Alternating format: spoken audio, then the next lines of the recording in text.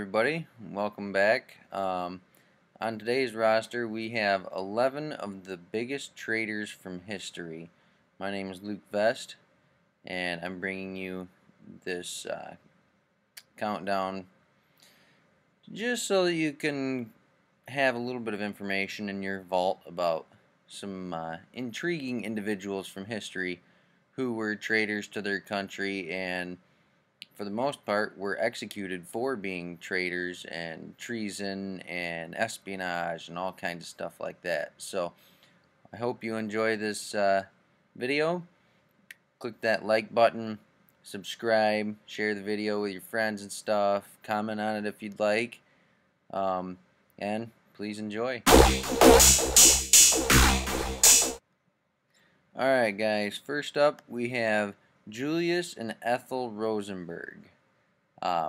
They were American citizens who were executed for treason and espionage for passing information about the atomic bomb to the Soviets.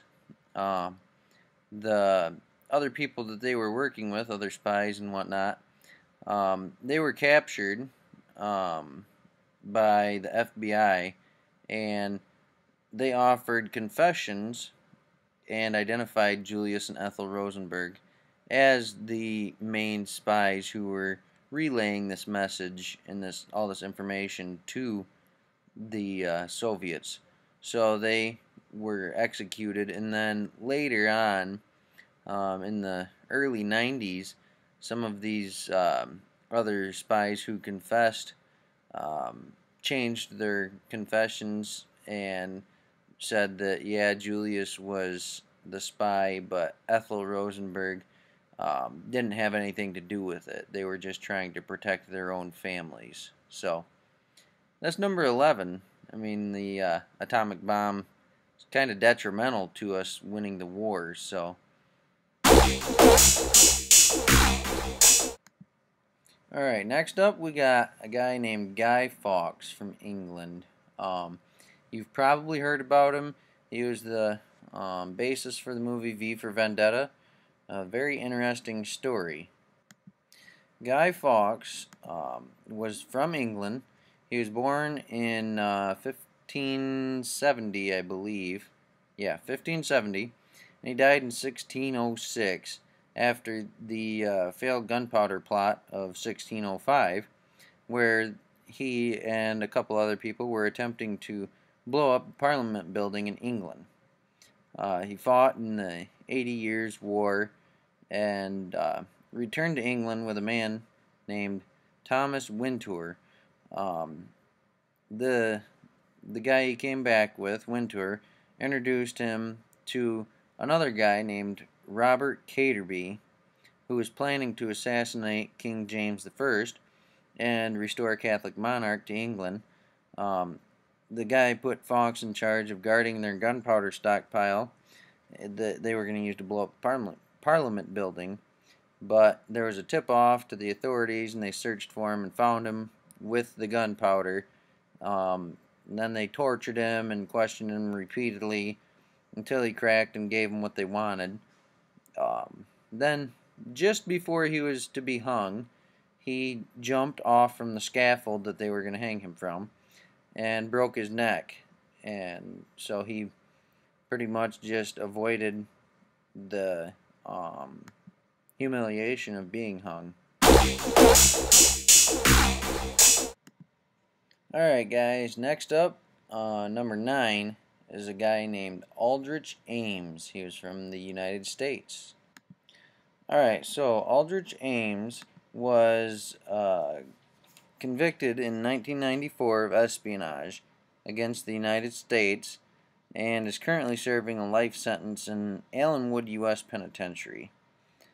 He was a 31-year veteran of the CIA counterintelligence branch, but he was guilty of espionage for spying for the Soviet Union and Russia on the United States and giving them all kinds of information. He's responsible for the compromisation of the second largest number of CIA agents in the history of the United States, with the first being a little further down on this list. So we'll get to them later. But as far as the bad guys go for the United States and CIA guys, he's pretty high up there. Alright guys, next up on our list is Marcus Junius Brutus. If you know anything about ancient Rome, you'll know something about this guy. So, our guy Brutus here, he was in ancient Rome, and he played a key role in the assassination of Gaius Julius Caesar.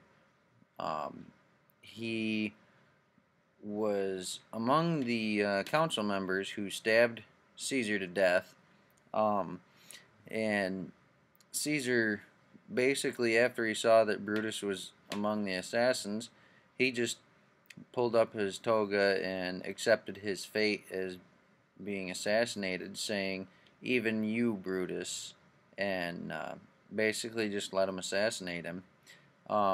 Later, all of the assassins from the council were pardoned by Julius Caesar's friend, Mark Antony, but the people of Rome were in such an uproar that all of these conspirators were forced to flee Rome and live out their lives in other places, which puts him on this list as one of select few who did not have to pay for his assassination and conspiracy. Next up on our list, we have a very well-known two-time Academy Award-winning actress from here in the United States, Miss Jane Fonda. Alright, so Jane Fonda was never really brought up on any charges, but she was supposed to be a peace ambassador during the Vietnam War. In 1968, she got entangled in the resistance inside the army movement with a bunch of active duty soldiers. They were underground who opposed the war in Vietnam. She became convinced that the war in Vietnam was immoral and inflicting unnecessary trauma on American troops.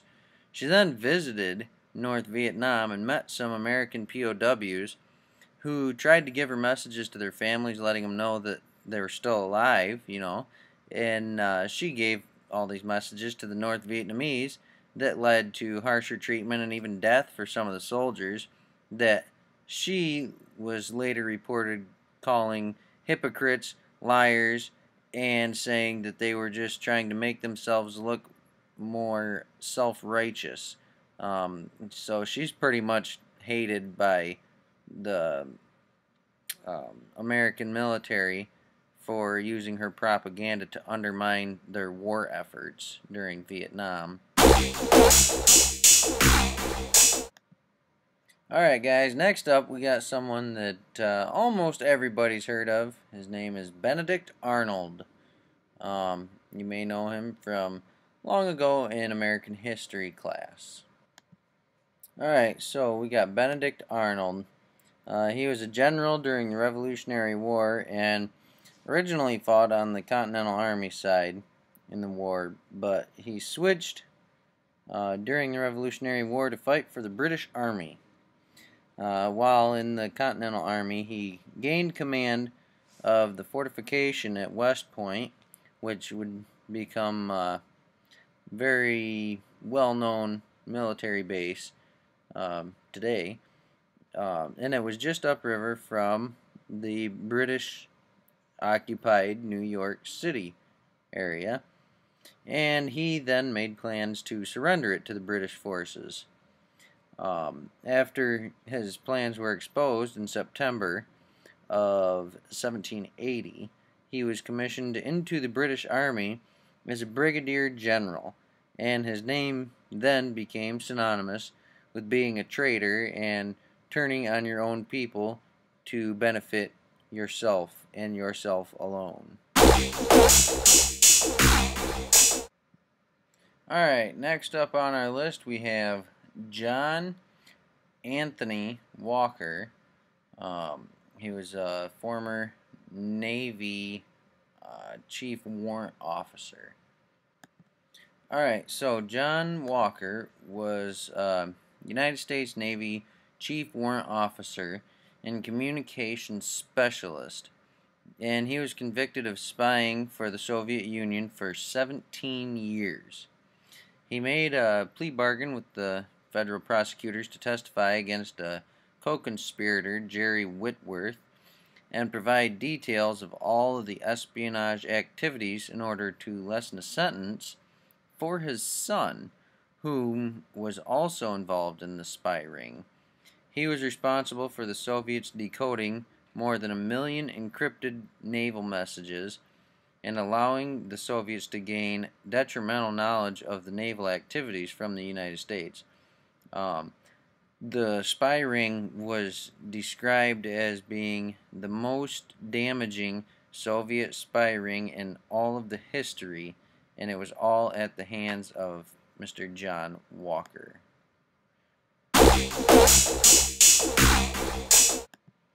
Alright guys, next up on our list is a former FBI agent, Robert Hanssen.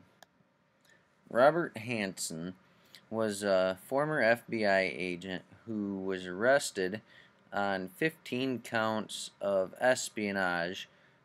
He was spying for the Soviet Union and Russia and selling them United States secrets for a period of 22 years.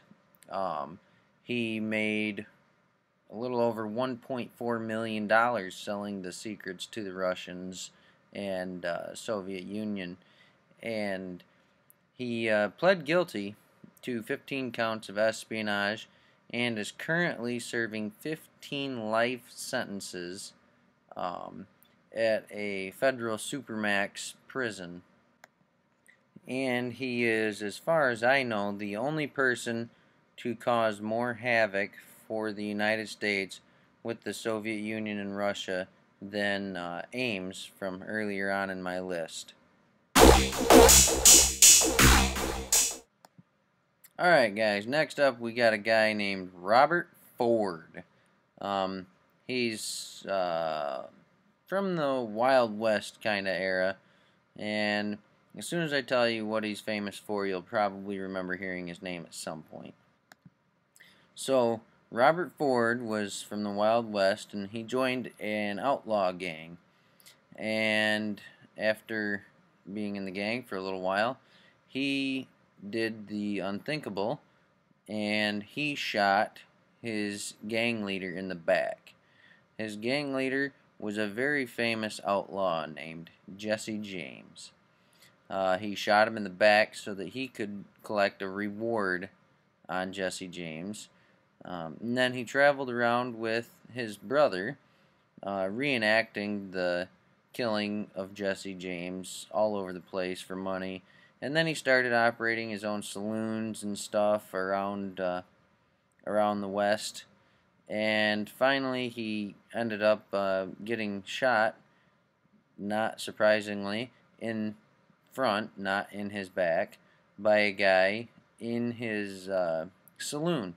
So he kind of got what he had coming for betraying the leader that kept him safe. Alright guys, next up in our countdown is a fellow by the name of Mordecai Vanunu. He was an Israeli nuclear scientist.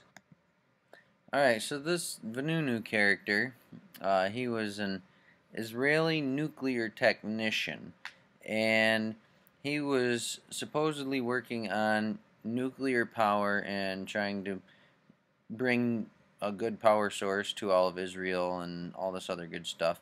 And he ended up being a whistleblower and talking to the British press and telling them about Israel's weapons of mass destruction and their nuclear weapons program that he was helping them with, and he was subsequently lured to Italy, where Israeli agents drugged him and took him back to Israel, where um, they gave him a trial behind closed doors, and he was sentenced to an awful long time in prison.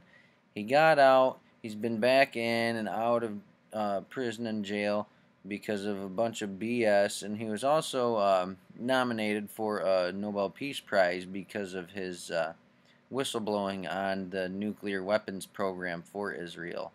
And he could be the savior of a whole lot of people's lives. Alright guys, last up on our list we have the number one. Everybody's heard of him. His name is Judas Iscariot. Alright, so Judas Iscariot, he's a biblical person from in the Bible. He is the guy that betrays Jesus and goes up and kisses Jesus' cheek to identify him, and so they can capture him and crucify him for 30 pieces of silver. And so everybody kind of knows a little bit about that story anyways, for the most part. But a little bit lesser known information about him is that a lot of people think he's the bad guy because he betrayed Jesus and he got him crucified, when in actuality, if you read the all of the biblical stuff about it, he's basically the reason that all of humanity was saved, because if it weren't for him, Jesus wouldn't have been crucified and been killed and been resurrected to save all of humanity. So really, he betrayed Jesus, but in betraying Jesus, he saved everybody else's souls at the same time. Alright guys, that's it for this countdown. Click that like button, subscribe, share it with everybody on your Facebook and whatever other social media websites you use. Feel free to comment anything I might have left out that you think was relevant. But everything else taken into account, hopefully you enjoyed the video, and have a good one.